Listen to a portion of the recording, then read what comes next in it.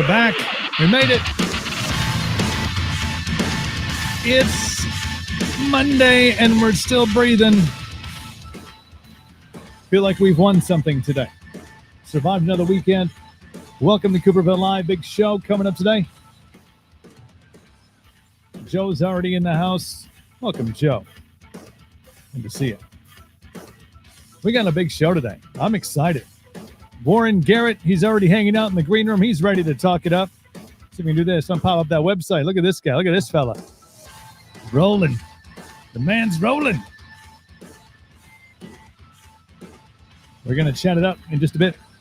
Later on this afternoon, Brian Callihan joins the program. It is action-packed, and you are a part of it as well. Wherever you're watching, Facebook Live, YouTube, and on the Twitch, feel free to jump in. Jump in the comments just like Joe does. And all of our watchers already loading up on Facebook. Thank you all for being a part of today's program. Busy weekend, man. It's beautiful up here. Beautiful up here in the great state of Wisconsin. It was in the 50s all weekend. I saw so many shorts. Way more shorts than I should have seen. Not because it wasn't warm enough to wear shorts. No, that's not the case. It's just these things you need to acclimate yourself to. You know what I mean? Like, you need some time. You need some vitamin D before we start busting the shorts out, you know? I'm guilty. I'm like Casper here, dude. Look at that. Like Casper. I'm basically transparent. I wait till we get a little more vitamin D. Record high temperatures tomorrow. It's Joe. Loving it, though. Loving it. Lots of stuff to get to as well on the news front. If you haven't heard, Pepe Le Pew is out. We'll talk more about that later on in the show. Also, if you want to join us on Patreon, you can do that. The link is in all the comment sections of wherever you are watching.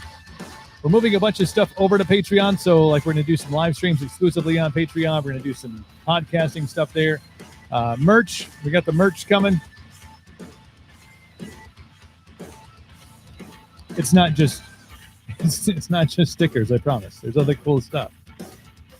So you can join that. There's 3 different tiers available on Patreon. So just jump on there, pick out a level, and come get exclusive with the show.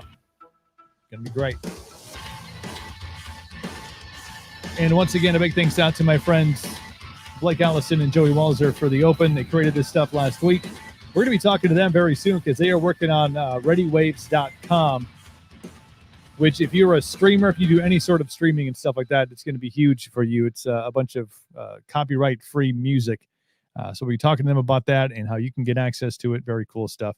But again, super excited to have this gentleman on the program. Again, we'll throw the website up there just because dude, the site's badass. I'm going to pull it up. Got all the stuff here. Warren Garrett is in the green room. We bring him in now to the stream, and we say, a good day to you, sir. How are you? Good, brother. How are you doing? Can you hear me all right? I'm rocking on my AirPods because I don't have a mic set up in the new spot yet. No, man, you're all good. You're good. Thank you for taking the time out and jumping on. I hope I gave you enough accolades in the Open. How to get the website up there and all this stuff, man. I appreciate that, man. I need to overhaul that thing, but I appreciate the shout out on the site. No, it's good. I think it's got what you need right now. I mean, I know there's going to be eventually more tour dates on there and a bunch of other cool stuff. Once that's the goal. Once we chisel the world out of chaos, we're going to be back to doing live stuff. But yeah, I appreciate you jumping on the show. I know you've been busy though. You've had some chances to get out and do some performances, which has got to be a godsend for you.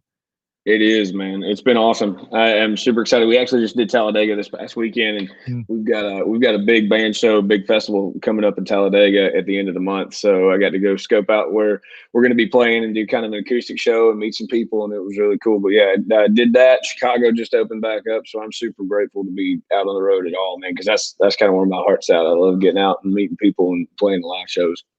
And I know everybody's that way, and we've all kind of been constricted here lately, so it feels good to get back out.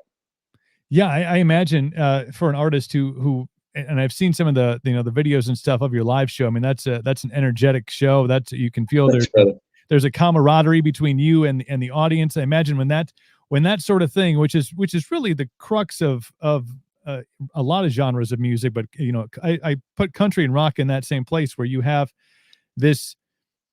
It starts in a garage or it starts in somebody's basement, and then it's like you do your first show, and then all of a sudden you're out and you're doing a lot of shows, and that becomes a major part of who you are as an artist, and then all of a sudden that's stripped away from you. I imagine that it was a little bit of an adjustment for you when this whole thing first came down. It was, man. I mean, it hit the whole industry, so I don't want to be one in the corner crying going, yeah, it sucked, but because it sucked for all of us. And but yeah, man, because that's where my heart's at as an entertainer, is getting in with the rowdy crowds and getting everybody rolling. And so yeah, for that just to come to a complete stop, it was weird, man. But you got to roll with the punches, right, and do the live streaming thing. And we did some of that, and get a lot of time to write and refocus and wait for the world to open back up, and go outside and play when they let us for a minute. I know we're like a bunch of caged dogs. We're just like we're behind the cages. Sometimes they let us out like on the lead a little bit, and you get like 15 feet out, and then they yank you back in. We're like, we just want to go run the shit, man. We just want to go out and run. Let's run. Hell yeah. That's exactly how I felt, man. So let me go play outside. Every time a city opens up that I play in and I get to go back and play, that's the joke that I start with. Is Mom and Dad finally said we could go play out in the yard again, guys. But remember, no pushing your brothers. Everybody, you got to stay far away. Play nice. We'll let you outside as long as you play nice. Right, play nice with one another. No, man, it's great though, and especially like I said, watching your live shows and stuff.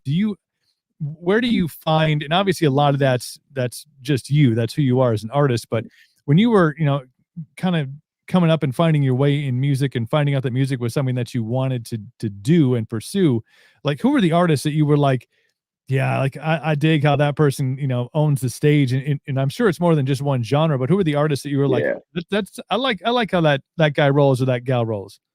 Dude, there's so many, because my dad's a musician, and I tell everybody that the first CDs I stole from my mama were Hank Jr. CDs, Stevie Ray Vaughan, and then when I was really young, and even now still, I got love Garth's music, and just more so him as an entertainer too, because that guy, he won entertainer 10 years running, and there's a lot of the rock guys that I respect, and obviously the big bands and the big energetic shows, and that's what I love to do because I'm on the rock side of stuff anyway. Mm-hmm. But Garth, dude, if you've never seen him live, you ever gotten to see him live? I've seen him live twice. He did it started off as one, and this is like so typical Garth. It started off as one show in Minneapolis, ended up being 9 shows in 9 days. Every single one of them sold out, and we saw 2 of them. And there's a difference because Garth was kind of the first guy to take it to end, like NBC did the Garth live show, and then they did the New York one, they did the Ireland one, so you kind of got to see it on a grand scale from helicopter angles and shit like that. But man, when you're in that audience and he is doing his thing, it is.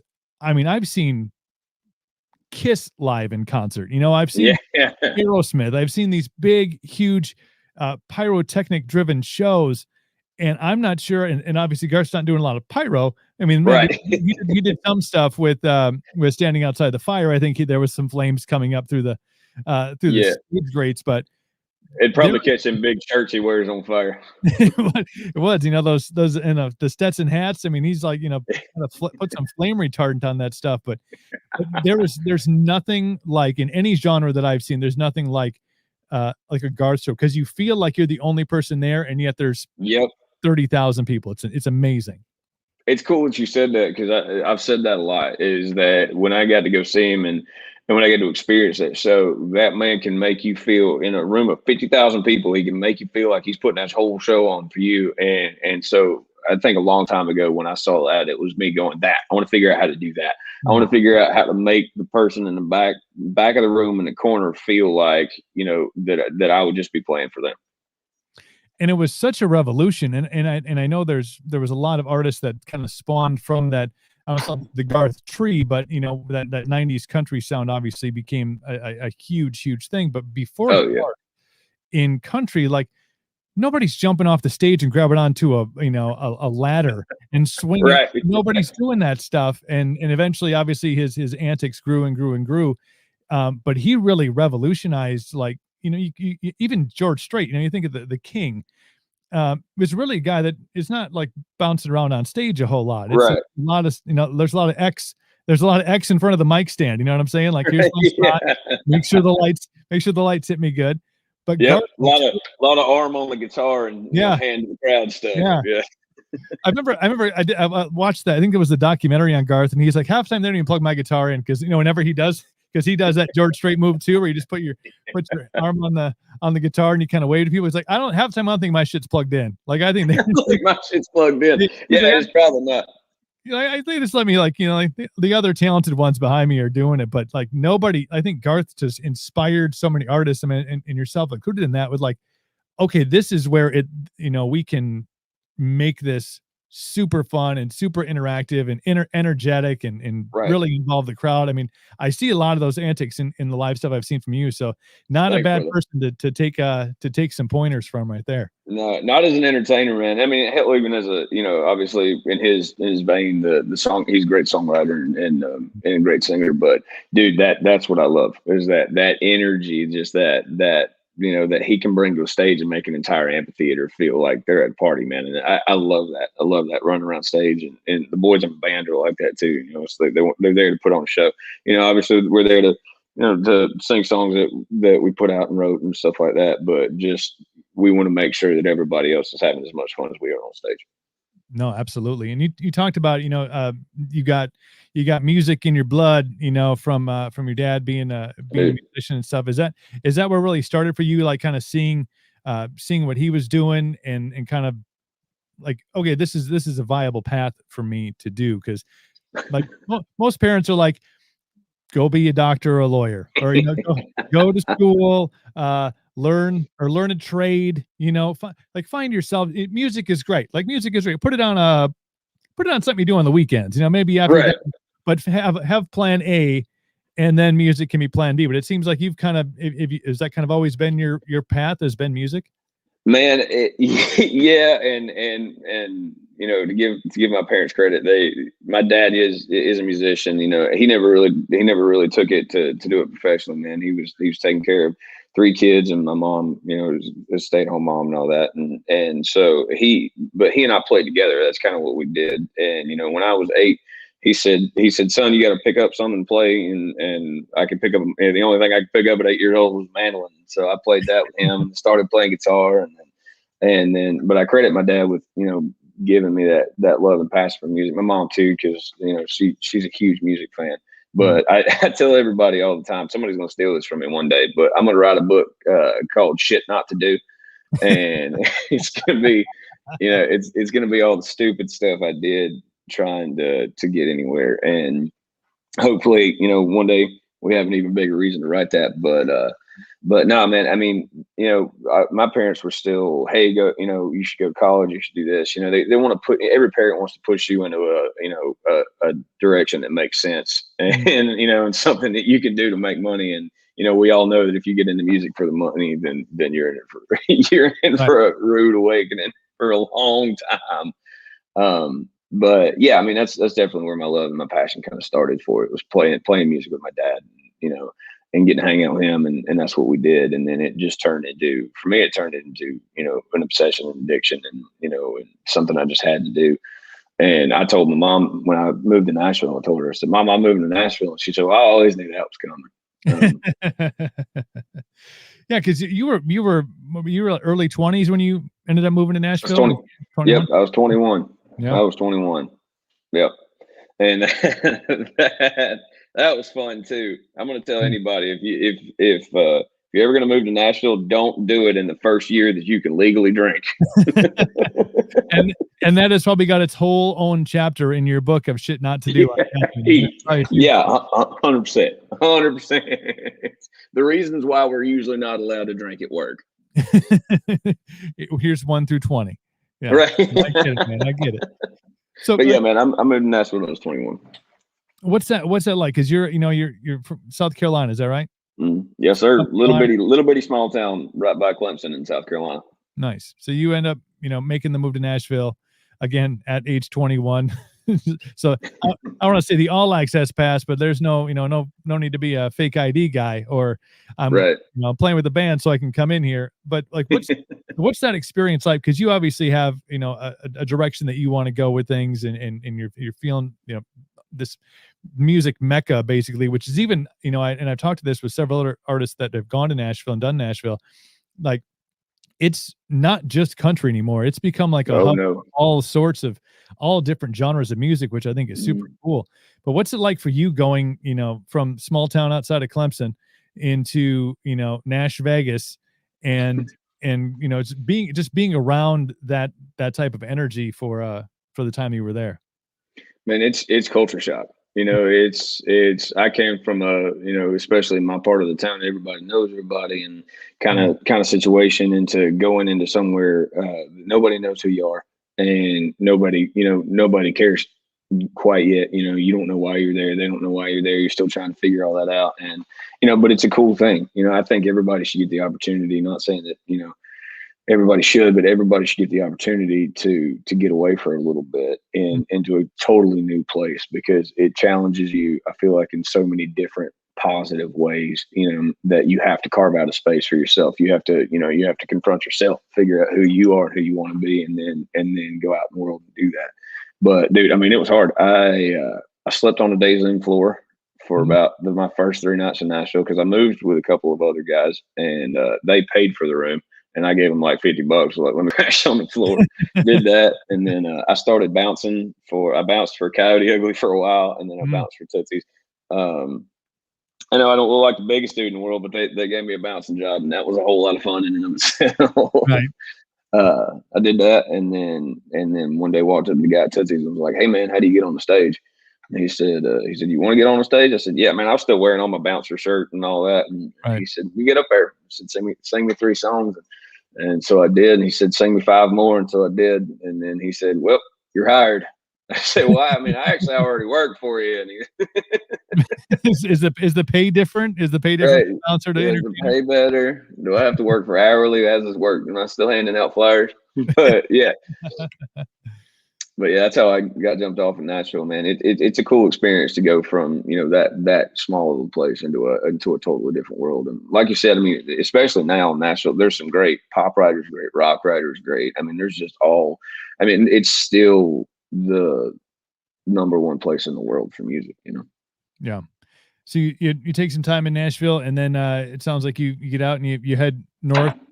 Weather was too warm down there. You're like, I'm getting out. I'm going to go where it's a little bit cooler. Like what's the getting out of Nashville and exploring more of where you wanted to be? Man, I was in Nashville for a little while, and dumbest thing I ever did was, after a couple of years, I moved away for about a year and then came back. And so I'm still in the area now. We actually just moved. We moved right outside of Davidson County, which is where Nashville is. Gotcha. And got an apartment out here. It's a little quieter, a little, where I can still go into the city if we pick up shows or have rights or something like that. But yeah, we just moved like last week. So I'm in the new apartment now, which is why there's nothing on the walls, and there's barely a couch. And I promise I don't live in an insane asylum, y'all. I have padded walls back here, so I know what you're talking about. Just in case shit goes awry during the middle of a podcast or a live stream, I start banging my head against the wall. They're like, Right. Oh, it's for that. He already got it set up. It's fine. It's fine. This is it's just, preemptive strikes here. We're planning ahead. All right. I think so getting back, so it's been a year. You come back, and is it like what's the plan? I know you got shows.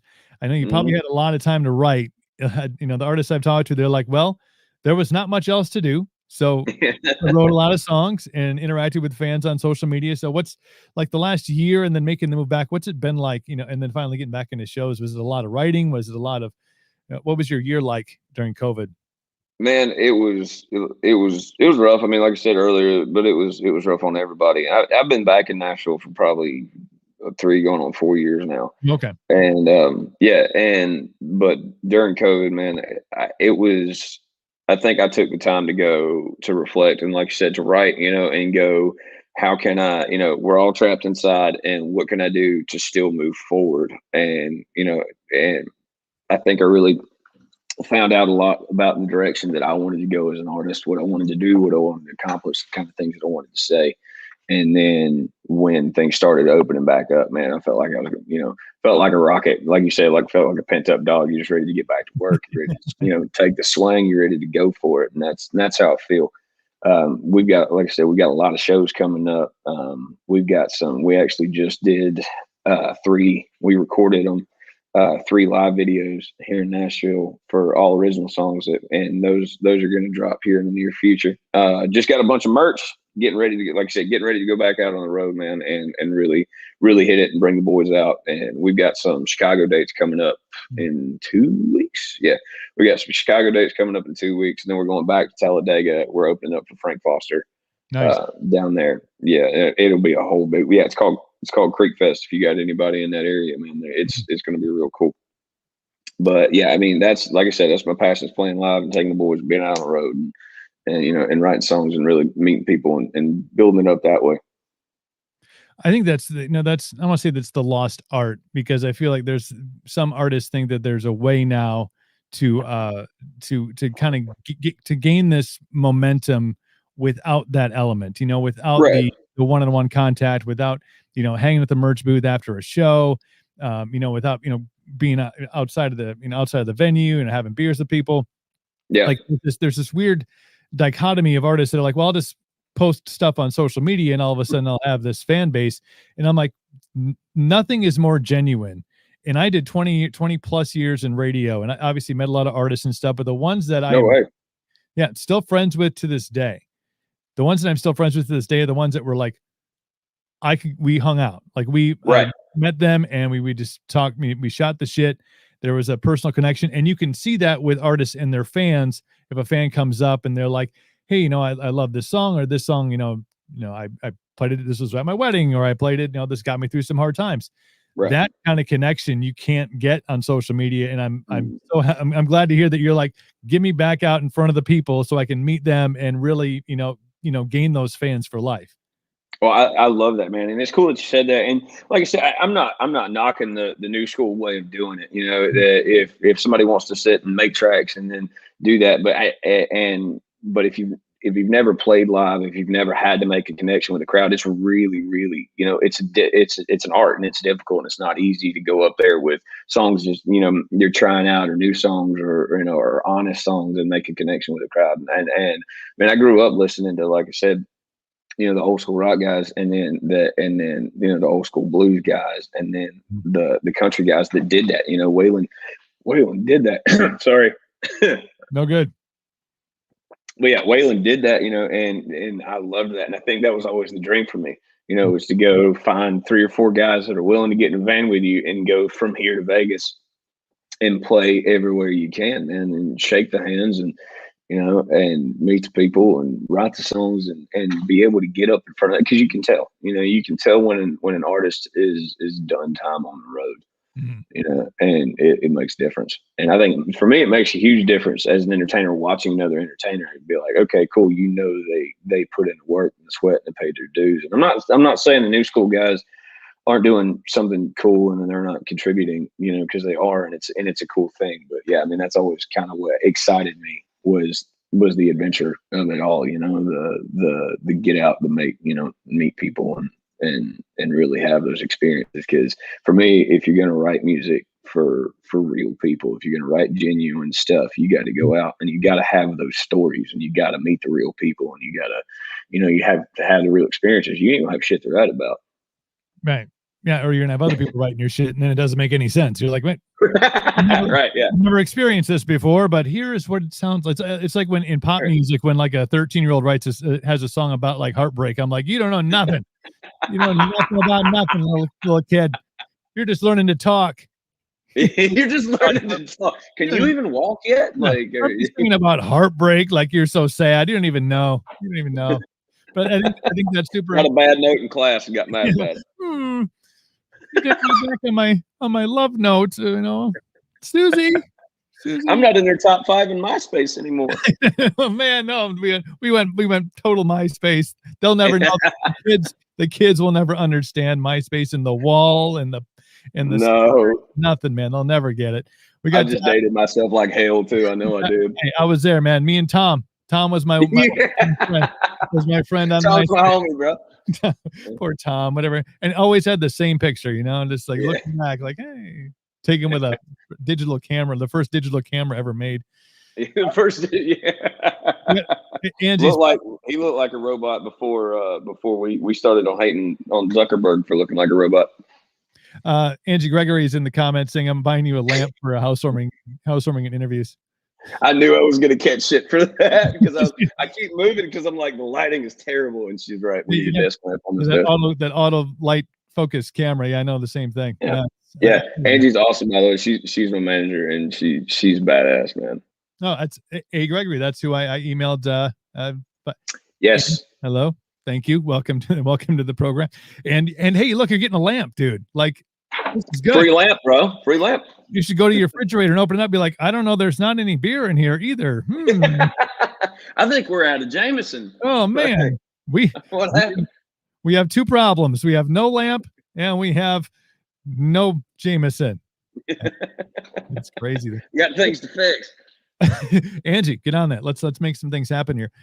No, but I think that is so true. And you mentioned finding guys to get into a van with you. That is there's so many tests when you get into music, and this is just, again, 20 years of talking to people about being in music. And that's the one thing I'm like, when you commit yourself to, especially if you're a band full of dudes, like, here's what we're going to do. Okay. We're going to cram all of our shit and all of us into a van, and probably not a great van either. Probably we're not rolling in Sprinters just yet. It's like that's that label shit, man. We're not in a Sprinter just yet. There's no laying. Lucky if you got a diesel motor. You got to have hope. And we're just going to go live on the road. We're just going to go play shows, and it may be 3 or 4 days before we shower. And and if you can find guys that are like, yeah, I'm in. Like, yep. That's brotherhood for life right there. That's the kind of things you go through, and you're like, yeah, these are my boys. It is, man. It's real cool, and I've just started to kind of build that, to be honest. And like I said, I've always had that dream, and I've definitely got a few guys now that are badass players and super dedicated to music. Whether it's them writing songs too, or whatever, they have a passion and drive to be here and make this work, and I love that. And it's so I found that it was so important, especially here recently, to really pick the people that you have on your team, man, because that's going to make a difference. Like, it don't matter if you sing your ass off, write your ass off, if you don't have the right people that are just as passionate about music and, just as passionate about what they do as you are, then you're going to be spinning your wheels. And I'm super blessed, super lucky, super thankful to have a couple guys like that in the band. And then Angie, working with her, she loves music and she loves her people, man, and she's badass. And so, really trying to build that dream team, that is gonna go, jump in the van, go play those shows. We got you. We can handle this, we can handle that, and they're pushing it toward the next rung up just as hard as I am. But and I'll tell you too, you're talking about rolling around. It's something my bass player, one of my best friends in the world. He's my roommate. And stay tuned, guys. Actually, if you want to follow me on Instagram, shameless plug, we'll have a real funny picture of him here in about an hour up. But Warren Garrett Music. Yes, thank you. At Warren Garrett Music, getting it out there. Helping with you, brother. I appreciate that. But it's something he says all the time, man. Every time we walk into a Love's, because we're on the road, I always try to eat a little better, so I get Subway, and Love's have Subway.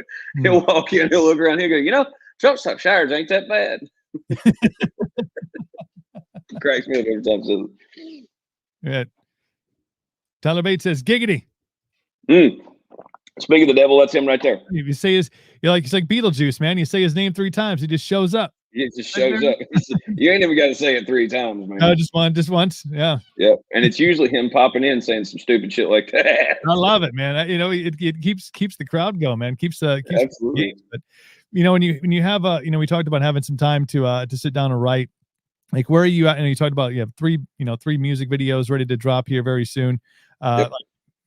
how much is I'm gonna say your writing changed, but having more time to write and to focus on it, have you made any adjustments to the writing process over the last, now that you've had some time to really write? Or not, obviously you're getting back on the road too, but have you changed anything, or you just kind of, do you have a process? Like, what's your writing process when you set aside time, or when it hits you to put pen to paper and make music happen?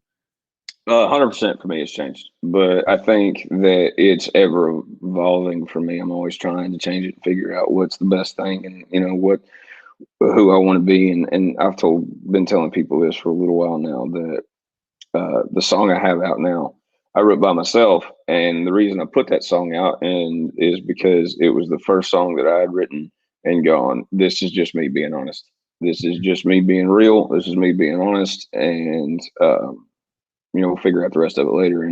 And really, so this past year, I really tried to dig down on that. If I want songs that I can feel, or that I think somebody else is going to feel, or somebody else is going to connect to, or it's going to make somebody else happy, or it's going to give somebody else a little spark and go, you know what, I can make it through this bullshit. I can get a little bit further, and so something like that, it became my focus to go, if I don't connect with it, if I don't, if I can't be honest about it, if I can't get up in front of people, whether it's 5 people or it's 50,000 people, and sing that song and mean what I'm saying, and try to make a connection with those people, and actually try to do something different, then I don't want to put it out, and I don't want to write it.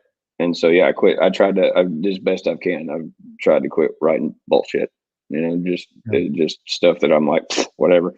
If somebody else has said that a billion times, or that doesn't fit me, or that's not something I want to say to people, and I've really kind of honed down on that, because that's my goal, is get up on stage, be honest, be real, be genuine, be who I am, and hope for the best. And I hope people see that, and hope people hear that in the songs, and hope people go, that's something different. That's, and there's a little old school in that, and a little new school energy, and some new school strategy, but a whole lot of old school, get on the road, do the footwork, mean what you say while you're on stage, is really where I figured out that I am. I think that's a good spot to be in, though, man. I think that's what makes, or I want to say it makes, but that's what made country the gravitational, gave it the gravitational pull that it had towards its fans, because people were like, oh shit, like, yeah, what this guy is saying, I can relate to 1000%. It made the storyline may be different, but like, wow, like I feel that song, and that's what made great country artists and great country songs so powerful, is because they instantaneously made that connection. Right. I'm not 100% saying we've gone away from that in the genre as a whole, but maybe a little bit. Maybe just a little bit. Just a little bit. I admire the amount of covering your ass you put into that. I'm just going to put myself in this little box right here and say a little bit. Yeah, a little bit. Yeah, I mean, I agree, man. And coming up too, even the rock guys that I loved, it's like they would tell me stories. It's like, well, this is what happened, and this is what I wrote, and this is what happened, or this is what I wrote. And it was real. There was something there that, whether you'd experienced or not, dude, you could grab onto it and go, okay, holy shit, I'm about to go on a ride. This dude's going to take me, this guy or this girl is going to take me on a ride to whatever they're feeling. And, whether you felt it before or not, or whether it comes up later, it's like, I miss when songs were part of people's lives, and because that stuff happens to me all the time. Like, my friends make fun of me for it. Like, somebody will say something, I'll rattle off a lyric, or somebody will say something and I'll rattle off somebody's song, because that's how I think, experience life. And I think a lot of people do that too. And it's because that stuff was real. It's because it was, connected to a part of you that wasn't just, this is a good melody and this is a good lyric. And I want to figure that out. Yeah. Well, you're well on your way, man. Thanks, brother.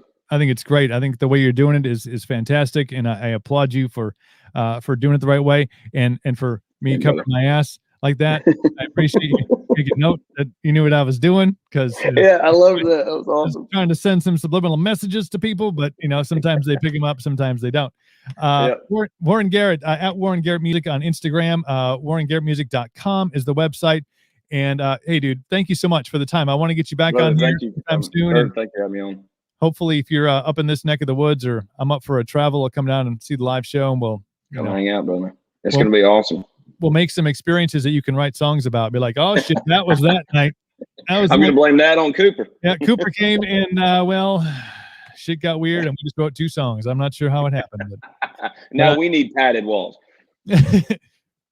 We're good, man. I'll bring the padding with me. We'll be fine. Warren, Garrett, take care of yourself. Best of luck with the move. Congratulations on the new lamp and the Jameson that's coming. Thank you for having me on, brother. She says thank you too. So thanks, Ange. And yeah, let's stay in touch, man. And take care of yourself. Yes, sir. All the best, man. You too, brother. Thank you. Awesome. Warren Garrett right there on the show at Warren Garrett Music on Instagram. WarrenGarrettMusic.com is the website. I got some shows coming up down in Chicago and then Talladega. So lots of cool stuff going on in his world, and just doing it the right way. And I dig that. Doing things the right way. And thank you to Angie for setting that all up and jumping on the chat here, as well as Tyler. Thank you, Tyler. And Joe's always in here. Joe, great chat. Yes, it was. Keeping it real. That's all we do, Joe. We just keep it real here on the show. Coming up in just a couple minutes, Brian Callihan will join us. We'll chat music with him, and he's got stuff going on as well, just keeping things rolling. So if you are tuned in on Facebook, on YouTube, and on Twitch, thank you. We're going to take a short break. We'll be back with more of Cooperville Live. Stand by.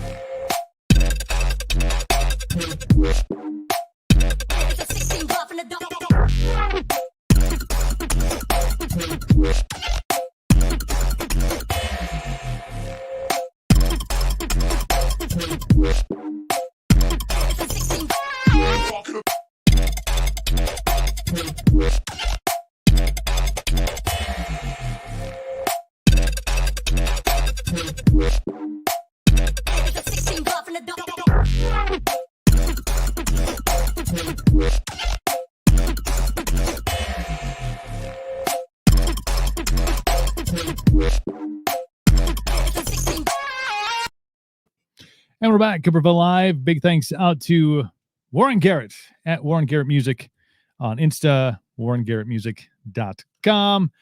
Great conversation with him. And it's so good. It's just so good to see bands and artists getting back out and doing some shows. I know a lot of them are doing some acoustic stuff right now. But man, just waiting for things to open back up. I know down in Texas, they're open back up. Down in Texas, Mississippi, they are open for business as of Wednesday, I believe. Wednesday, I think that's going to be the official date as far as Texas. And but I think Mississippi is like open though, like as of right now. So you just got to hope that there's more shows and there's more availability and there's more venues and there's more capacity, because man, we just want to see these artists get out and be able to do some live stuff, man. Because if you're like me, you miss those live shows, man. That's where we connect. It's where we connect to artists and connect with other fans, and super excited to see those wheels starting to open back up. Very cool. Very excited. My next guest on the show, see him hanging out in the green room. I'm bringing his website up right here. Look at that. Look at that guy, Brian Callihan, and briancallihan.com is the website, as you can see right there on the screen. And he joins me on the show right now. Brian, my friend, how you doing, sir? What's going on, buddy? You doing all right? Can you hear me good?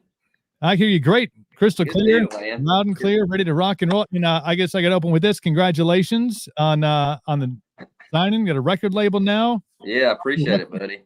Been a long time coming, man. Just hard work and just staying the course. I think that's what you got, and especially during what's been a strange year plus.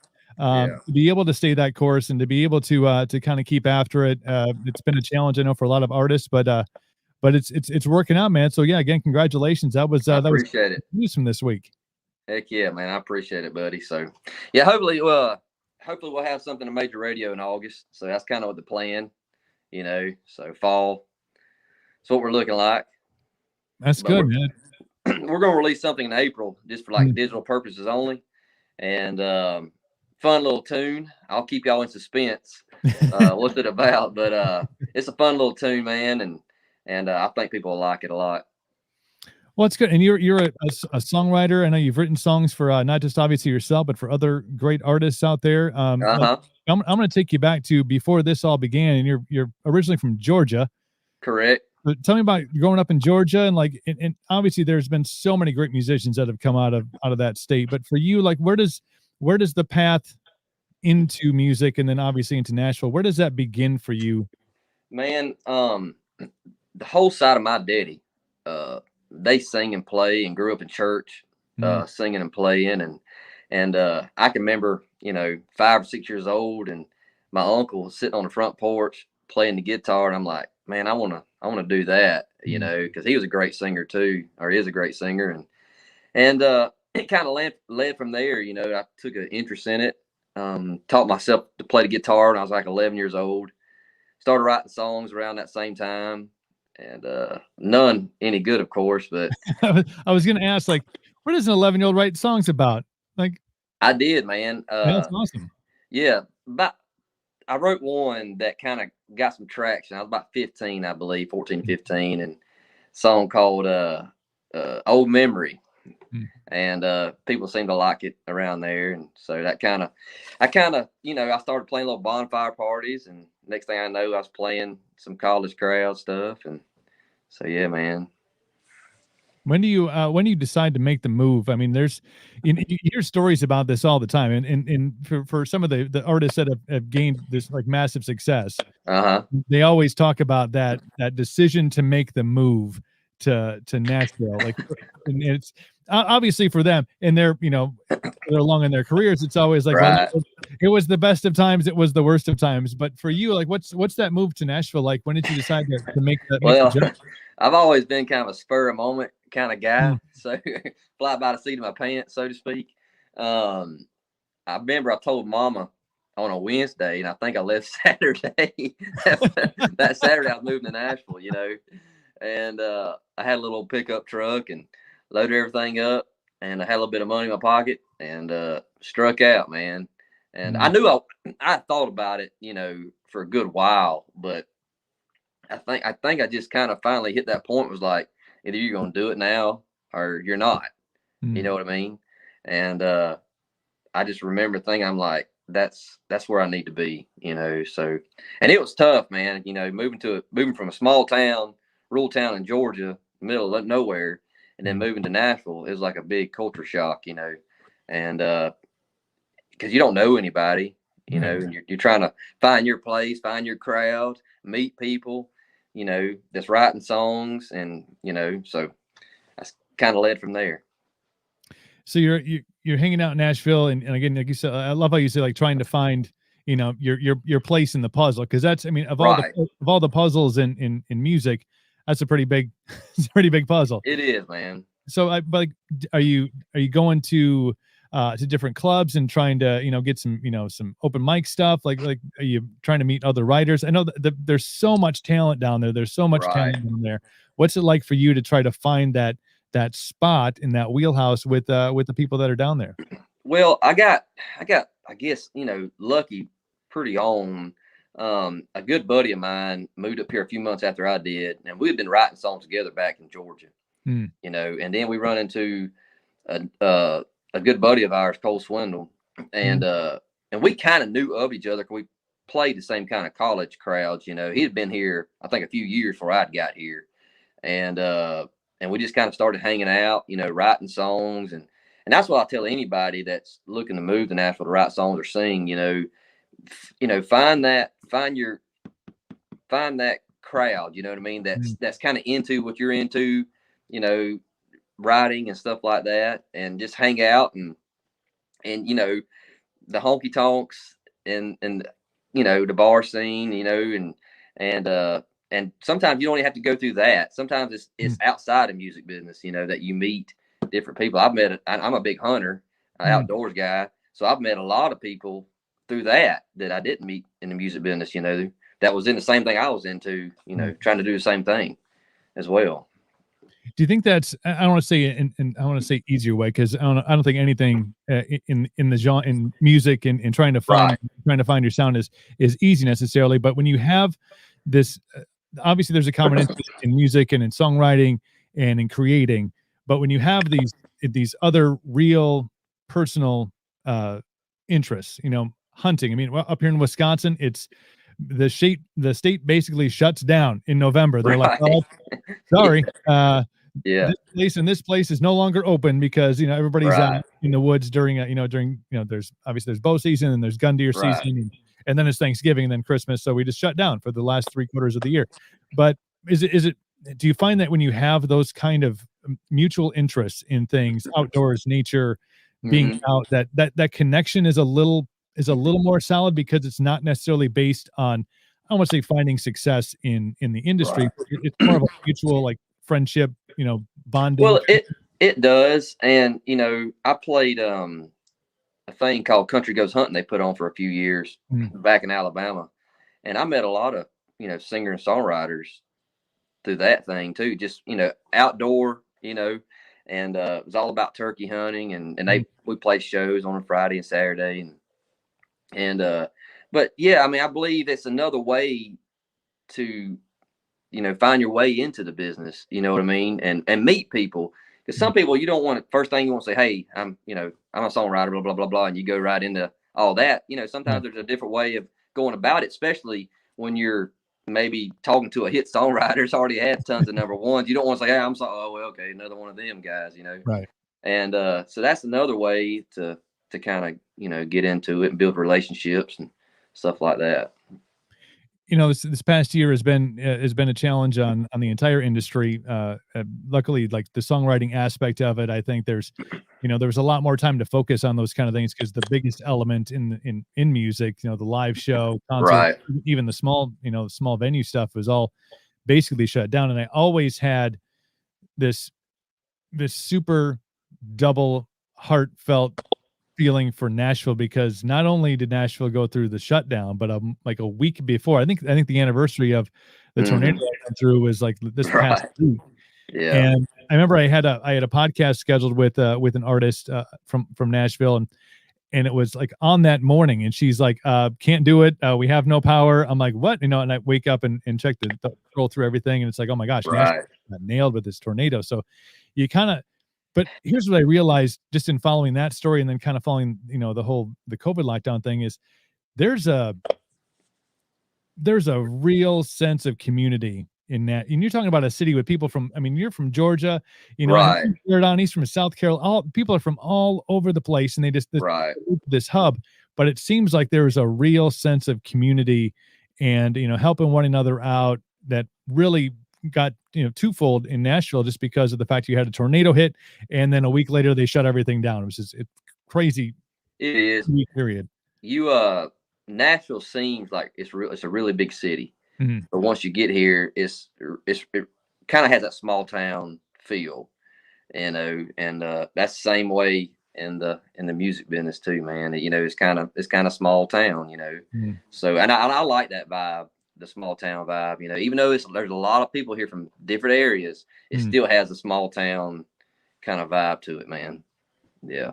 Yeah. And people willing to help. Yeah. And coming from a small town yourself, you understand that feeling of if someone's down, you pick them up, and that's right. That carries through into a big city like Nashville as well. It does, man. Yep. It does. I'm ready to get back and playing shows, man. So hopefully we can, hopefully soon. It's, I think we got some stuff cooking up in May, June, July, and August. So I'm ready. I'm ready for it. Yeah. I was going to say, when is the last time you got out to do an actual? Well, I've played a few private things and stuff like that, but as far as full band, that's not looking like until like May, I believe. I know some places in Texas are kind of kicking it off, in Florida and stuff like that. And, but I'm ready. I'm ready for it, man. Because you need live music. Yeah. You got to have it, man. It feeds the soul, right? It does. That's the thing that I've talked about this. Like, obviously it's not just the artist and the band. You talk about the crew, you talk about venues, but the fans who are missing out on going to live shows. We have two giant country music festivals up here in within like 30 miles of where I am. Huge. Right. And, to go a year without these things taking place, I don't want to say people are a little more angsty, but you can tell they are really, really hungry to go and see a live show, to be with their friends, to make new friends. They miss that camaraderie, that when the lights go down, that feeling, you're like, it's about to get real. You probably, of all the feelings, that's probably going to be the one you're most excited to feel again, is that, all right, it's time to take those first steps onto the stage. Yeah, man, there's nothing, better than playing for a crowd that's singing back to you and stuff like that, man. So there's hands down the best feeling. It's like on the songwriter side too, it's like writing a song and going to cut it in the studio, demo it, and hearing it, after you got through writing it, man, it's like breathes life back into it, so it's just like that. What's your writing process like? Do you have are you if it hits you take the time to do it? Do you schedule out time? Are you song a day, song a week, or is it just like when the mood strikes? Like, what's your routine? It depends. I have had an idea or a feeling I get or a melody in my head. I have to go do it, like lay it down right then and there. You know, sometimes I get an idea and I'll write it down and come back to it. You know, but especially if a melody, man, if I can hear it, you know, and it's really hitting me good, you know, I'll try to go ahead and put something to it as quick as I can, because you don't want to lose it, you know. Yeah, that's it got to be the worst feeling too if that ever happens and you. It never fails. I mean, about to fall asleep, and it hits me, and then I have to get up and go lay it down. Never fails. Gotta go take care of this really quick before it escapes. Oh, that's right, man. That's exactly right. You know, there's so many great artists in country music, and there has been so many. Who would you think is some of your major people that you're like, yeah, that guy's doing it. That guy's doing it the way I want to do it. Or that girl's doing it the way I want to do it. Or even, you know, some of the older stuff, like sounds that you kind of adapt, like little nuanced things from some artists. Like who are your big influences when it comes to music stylings and writings? Early on, I kind of gravitated towards Keith Whitley. Yeah, I believe I was like maybe 5 or 6, somewhere along there. I got his greatest hits, and I couldn't stop, you know, quit listening to it.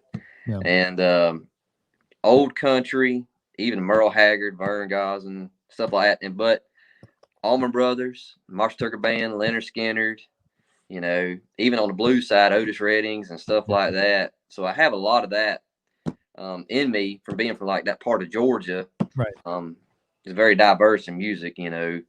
But as a singer, man, like even in some of the new stuff, I'm digging Morgan Wallen stuff, Riley Green, Cody Johnson. There's a lot of good artists out there that, you know, right now.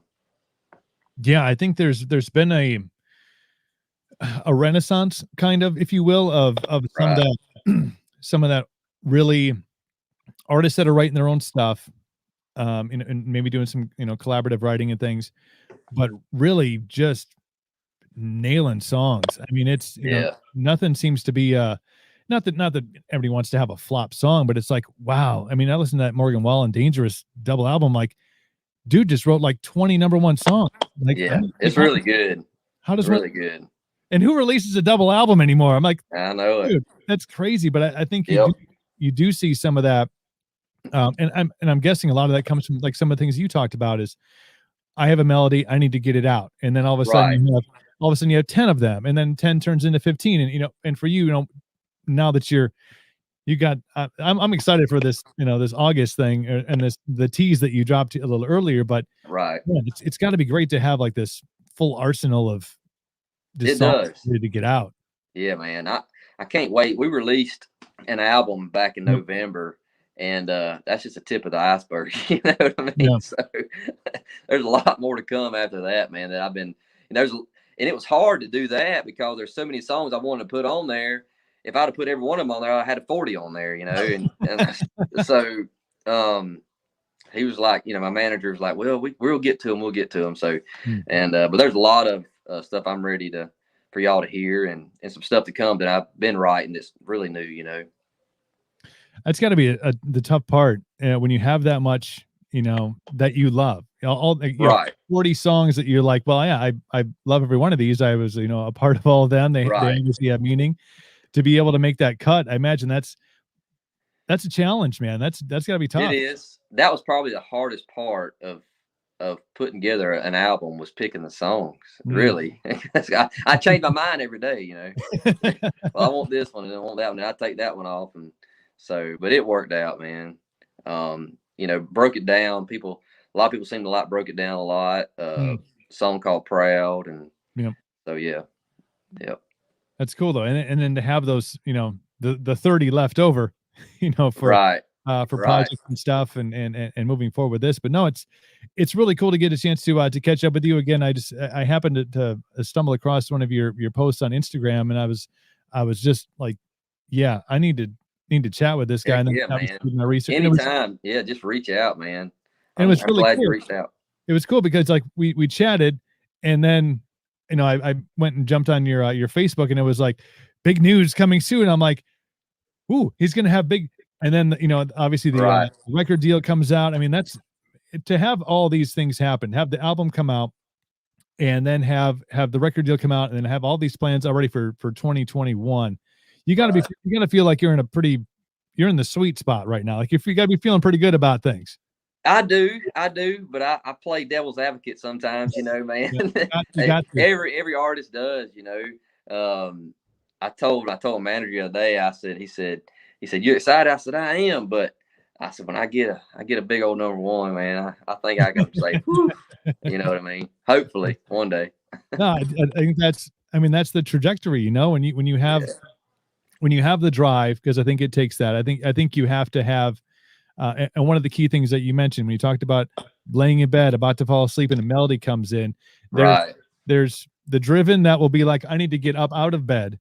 Right. And it's Nashville, so it's not like super duper warm. You're like, I need to get up and put it down. And then there's artists that will be like, oh, that'll be there in the morning. I think there's a fine line between the driven and the, there is. Hopefully that'll be there tomorrow. Yeah, you can't don't ever let up. Just keep trucking, because there's always somebody that'll take your place. They're not. You're in Nashville, man. They're just waiting. They're just waiting at the door. They're like wolves, man, waiting to come in. Yep, there's a lot of great talent in this town. A lot.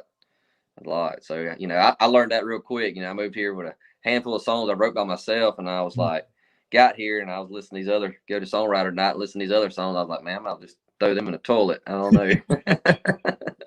I think the story is great too. I mean, if you should write a song about that story about just moving to Nashville, because it's a quintessential country song right there, and a couple bucks in a pickup truck, and yeah, I know. That's go from Georgia to Nashville, man. That's yep.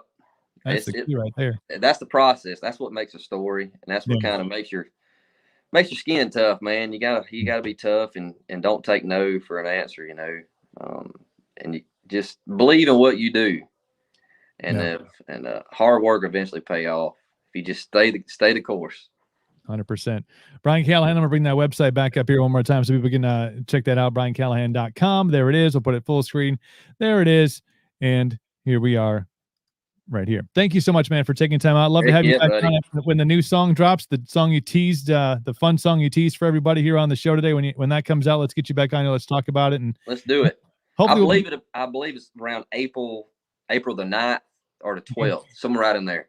All right. Well, I'll reach out and get a hold of you, and hopefully by then we're talking about some dates and some shows and getting you back out, because I know that's the big thing that you're missing, man, is getting out for new things. So we'll make it happen. Cool. Well, I appreciate it, brother. No, take care of yourself, man. We'll be in touch very soon. All right. Thanks, buddy. See you, man. Brian Callihan right there on the show.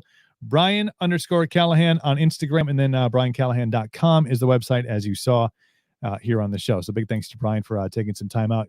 Big time for him, man. Very cool stuff. It was really great to reach out to him and then see all the domino effect of cool things that are happening with the record deal coming out, and he's got this new song coming out, and it's great. Definitely check out his library stuff too. I was jamming to some of that while I was at work today on Spotify. So get to some of the comments over here. Joe, thank you, brother. Another great one. Yeah, I'm telling you, Joe, go follow Brian Callihan right now. Whatever you do, stop what you're doing and jump over to Brian_Callihan on Instagram and follow him also on Facebook as well. And BrianCallihan.com is the website. We'll take a break. We'll come back with the rest of today's headlines, and then we'll talk about tomorrow's show. We got a big week coming up this week. A lot of artists, a lot of guys and gals coming on the show. Friday, we have something crazy. If you don't know about Friday yet, if you are a part of our Patreon, which you can join here, let me drop the Patreon here in the comment sections of all of our streaming platforms. Log on to Patreon. We're going to talk about Friday's show. Friday's show is going to be wild and crazy, and it's going to be so much fun, and I want you to be a part of it. Find out how you can be a part of it. Join our Patreon, and we'll be dropping that information for you very, very soon. We'll take a short break. We'll come back, and then we'll wrap up the show with all of today's headlines and talk about tomorrow. Be back in 5.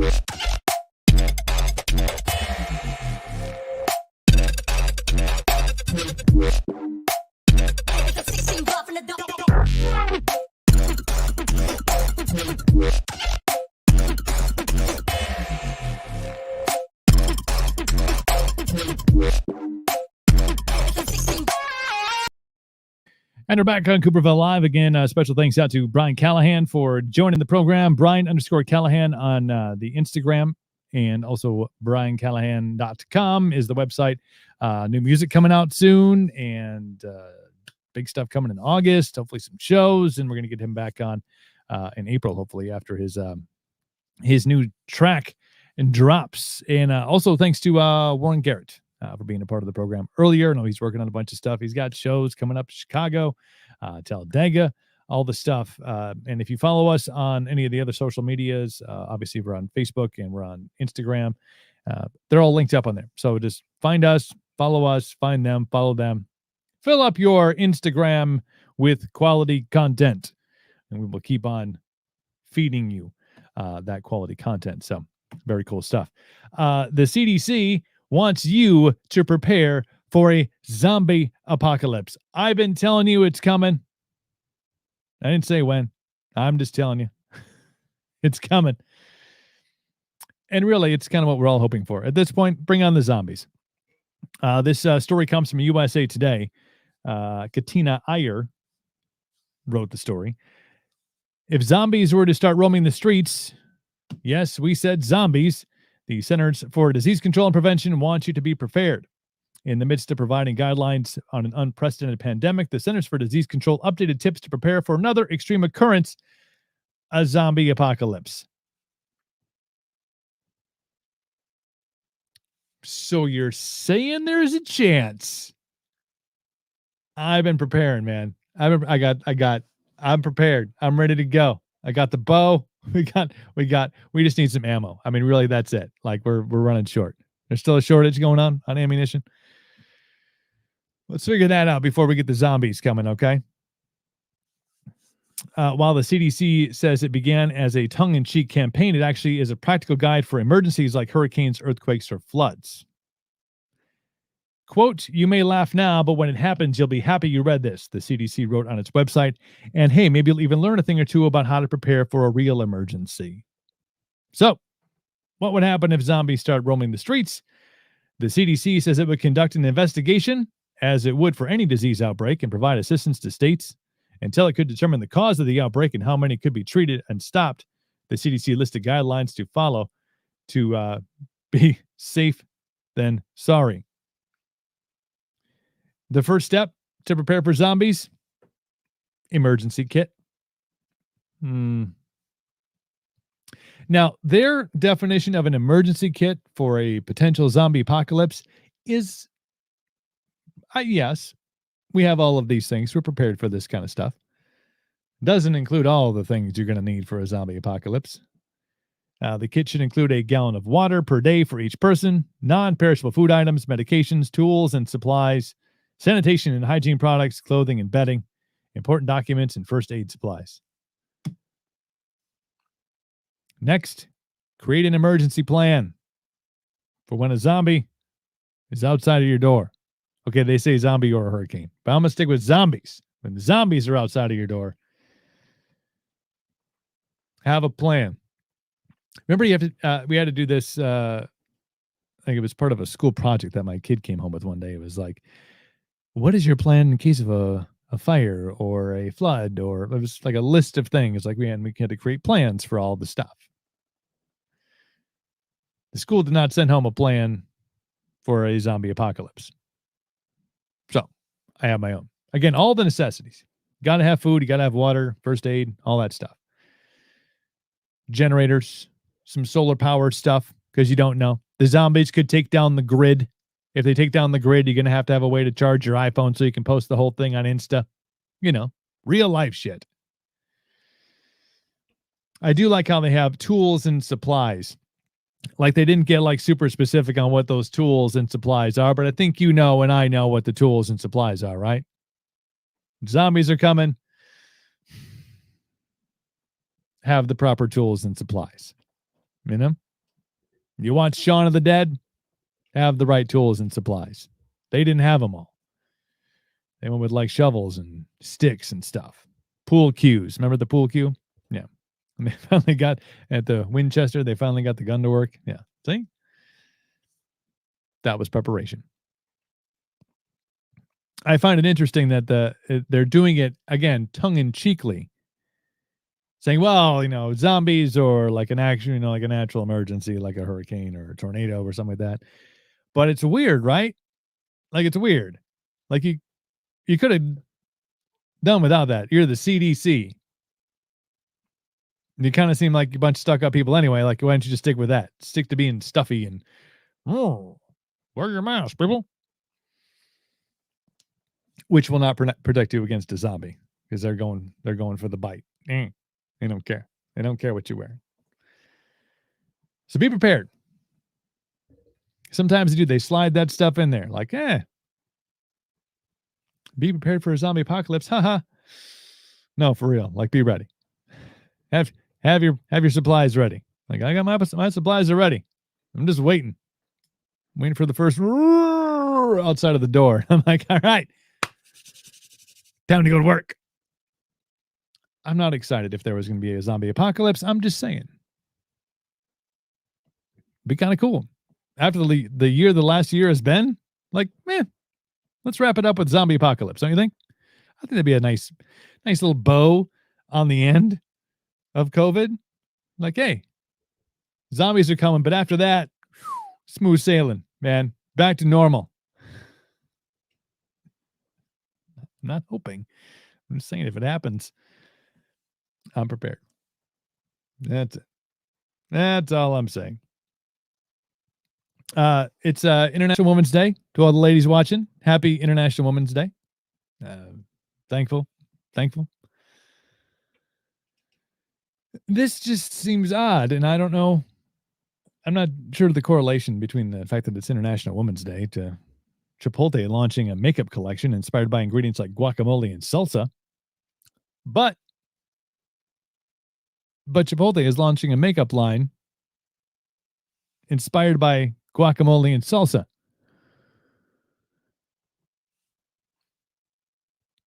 Again, from USA Today, Chipotle is hoping you want to spice up your look. The restaurant chain announced it's partnering with cosmetics company ELF. Elf? I don't know. Featuring vegan and cruelty-free makeup.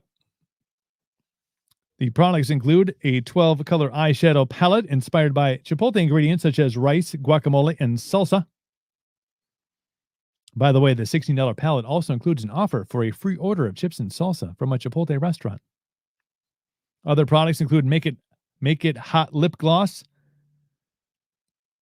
an extra guac face sponge set, and an $18 makeup bag resembling a Chipotle brown paper bag.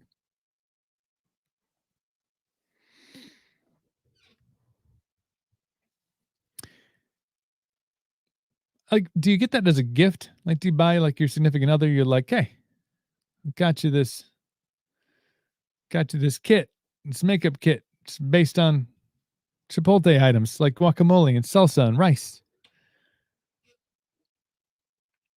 Like, does she get mad? Is she like, what are you fucking trying to say? I don't know. It's vegan and cruelty free.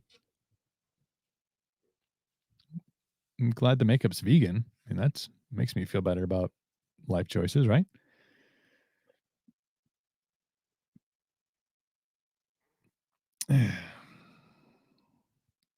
Along with the makeup line, Chipotle is launching a new limited menu option called the Eyes, Chips, and Face Bowl, a vegan entree available starting March 10th on Chipotle's website and the Chipotle app.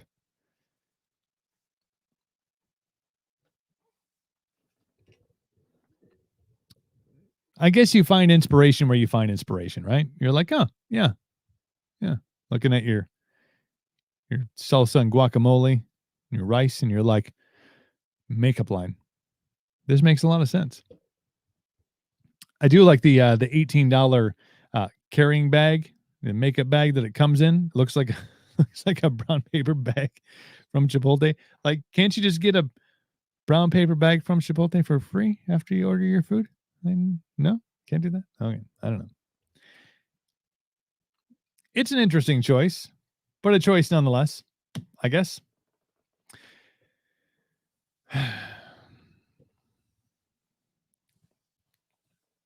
Kevin Costner, legendary actor. Kevin Costner, Field of Dreams. Tin Cup. Mm. Robin Hood. Mm. The Bodyguard. Mm. Kevin Costner's Colorado Ranch has a private ice rink, a lake, and dog sledding, and you can rent it all. Yes, you. I'm talking to you. You can rent it all for a night for $36,000 a night. 36 grand for one night at Kevin Costner's ranch. However, again, private ice rink, lake, dog sledding. 160-acre Colorado ranch for you and up to 34 friends. So I guess you break it down. That's just over $1,000 a person for one night. This is according to, I believe it's Travel and Leisure.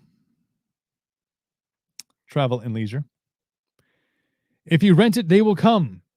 That's Kevin Costner's surprise gambit when it comes to his beloved Colorado home, Dunbar Ranch. And that means the rest of us now have a golden opportunity to vacation like a Hollywood A-lister. Costner's 160-acre ranch, just a 10-minute drive from downtown Aspen, boasts a standalone property, a main house, a lake house, a river house, accommodations for up to 34. Plenty to keep you occupied during your visit to private ice rink, tubing rack, dog sledding, not to mention world-class skiing, nearby Aspen snowmass, of course. During the warmer months, the lengthy visit of activities can include horseback riding, hiking, fishing, pursuits that channel some of Costner's favorite roles, such as archery lessons from Robin Hood, Prince of Thieves, hitting balls in the actor's professional baseball field for Field of Dreams aficionados, even a section of kayaks and paddleboards on hand for those interested in recreating the water world on Costner's private lake.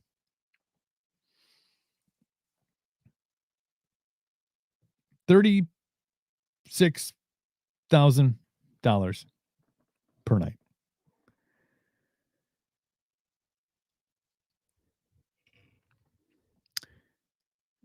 You and 34 friends. Accommodations up to, so you and 33 friends. Accommodations up to 34 for a night. Obviously, you have to get to Aspen. It sounds, I mean, the pictures are beautiful. It looks beautiful there. It just seems like $36,000 a night is a little much. I mean, maybe just for me. I mean, the show hasn't taken off just yet, but when it does get there, I'm sure, like, you can't even, like, you want to spend a weekend there, it's about $72,000. Is that right?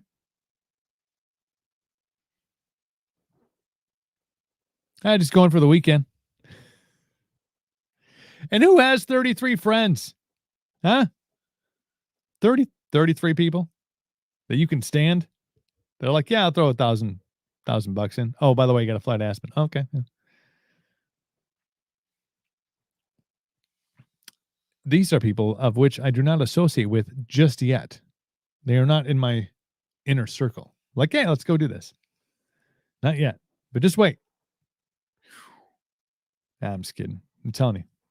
When this show takes off, when y'all join the Patreon and this show just skyrockets, no. I mean, I'll go to Aspen. That sounds great.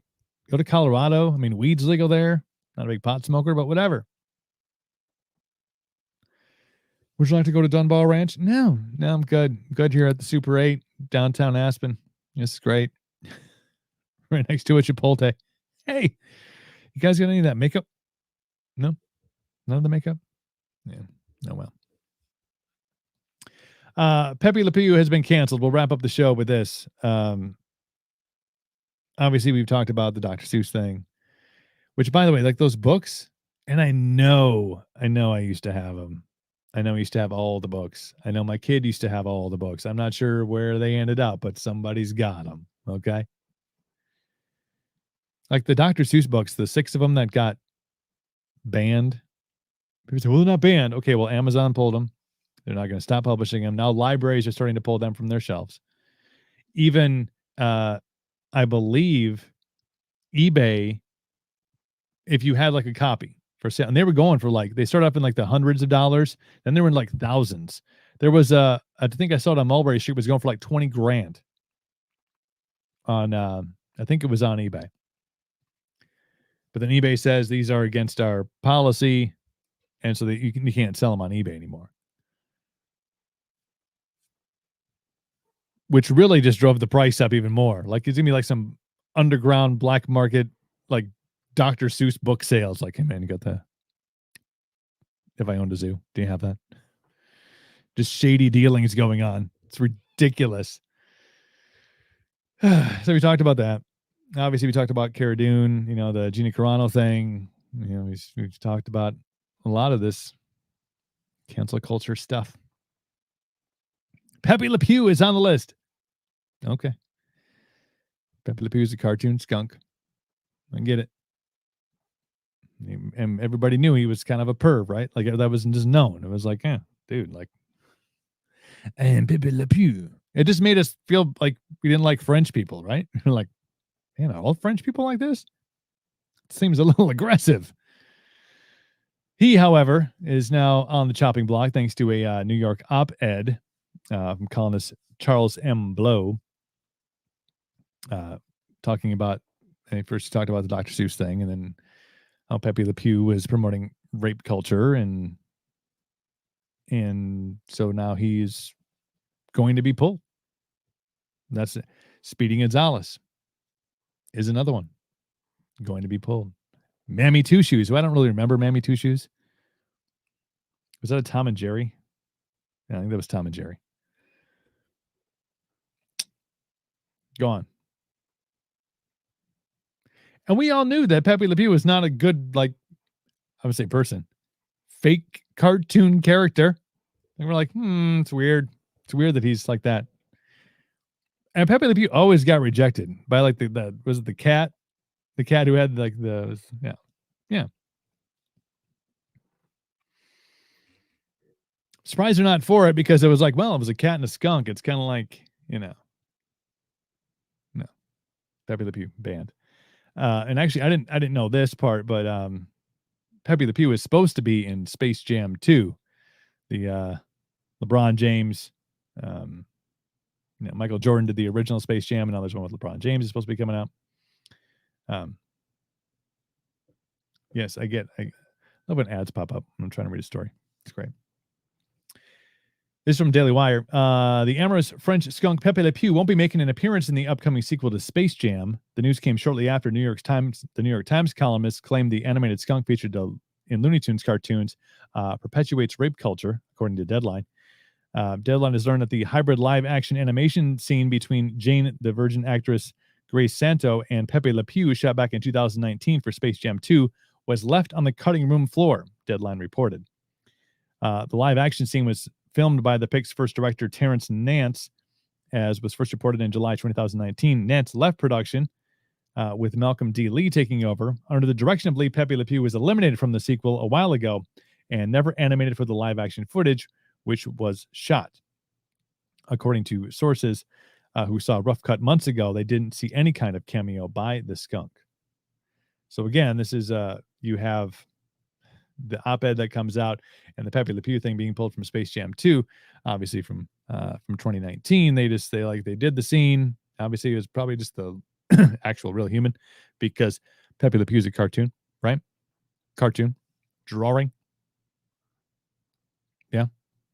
So he's left out. And nobody cares. I mean, no one's like, oh, and I'm not going to go see Space Jam 2 because Pepe Le Pew. Like, people weren't going to see it specifically for that. But I don't know if like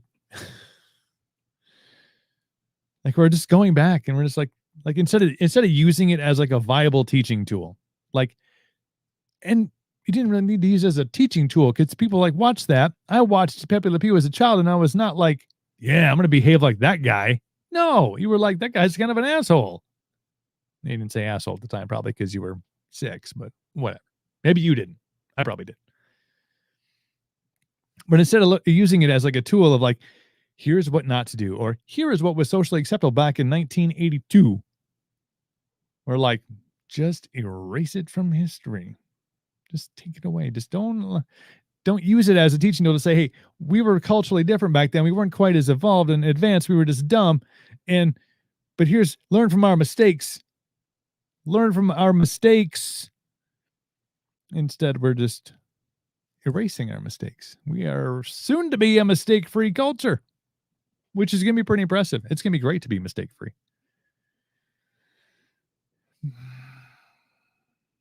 But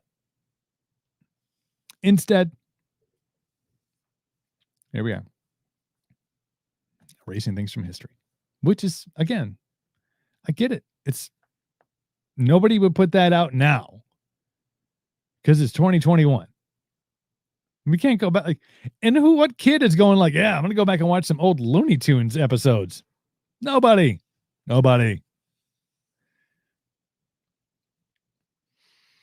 Meanwhile, you have 17.1 million people watching the Prince Harry. Is he Prince Harry anymore?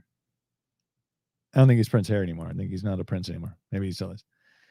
17.1 million people tuning in to see Harry and Meghan speak to Oprah last night.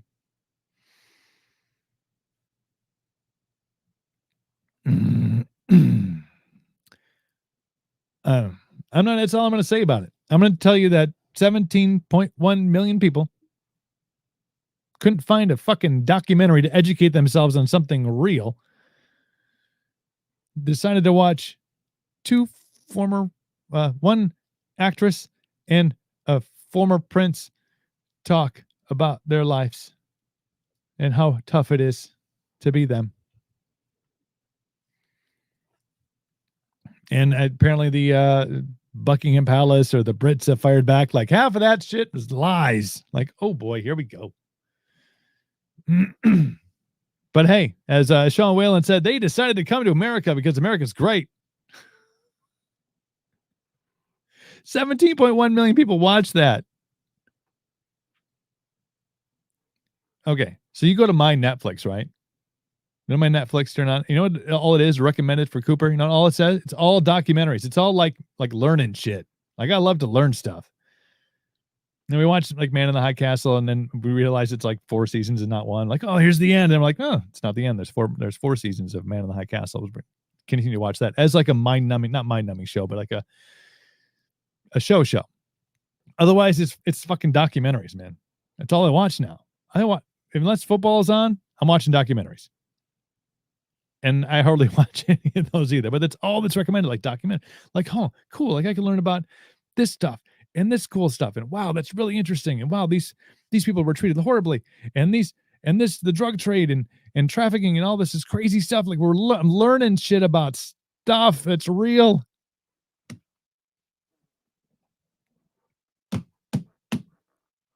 $17.1 million people are like, I wonder what Prince Harry and Meghan Markle have to say.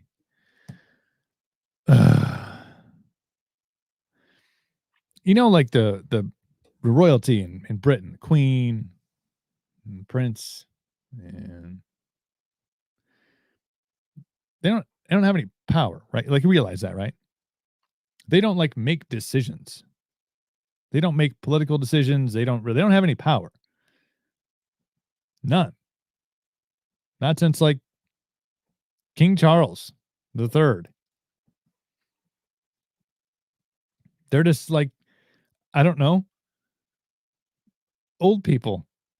And then they have kids and we're like, oh, this is so cool. Let's all watch the royal wedding and let's wait. I'm going to take the day off.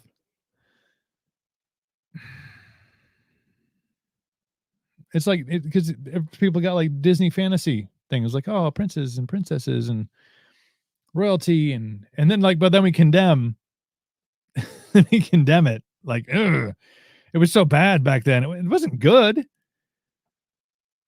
Yet people are enamored by it. Like, this is the greatest thing ever. Like, we need, like, I will watch Tiger King over again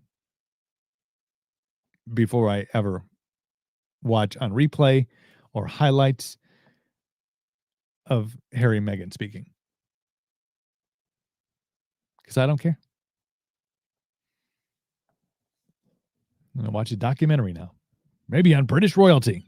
Learn some more stuff. I don't know, man.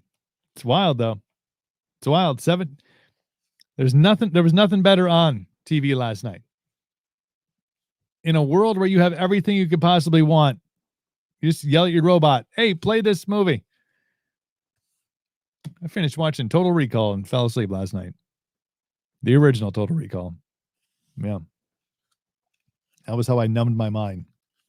No interest. Joe knows. Right? I don't get it. Here's what I do get.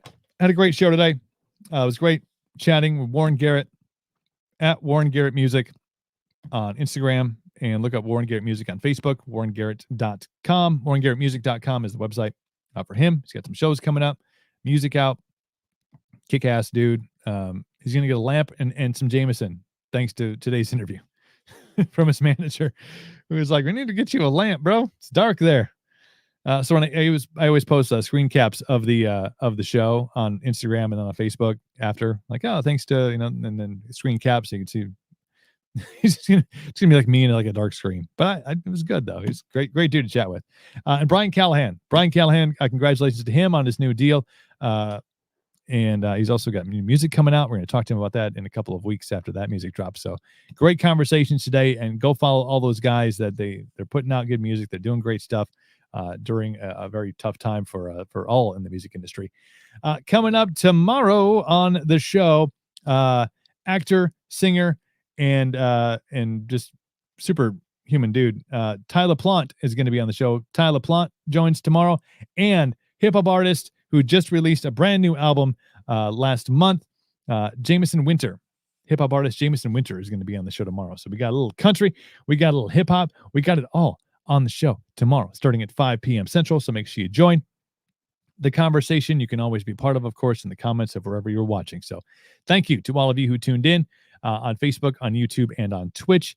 If you don't follow us on all those platforms, make sure you do. If you follow just on Facebook, jump over to YouTube and subscribe to the Cooperville page. And if you're then, jump over to Twitch and follow No Limit Cooper on Twitch. And let's grow this thing. We got a big week of guests coming up this week. We're working on another big week next week. And then we'll talk about Friday's show. If you join the Patreon, which the link is in the comments of all of our platforms, we have some big announcements coming up on Friday. About Friday. So do all that. Until we meet again, take care of yourselves. Take care of one another.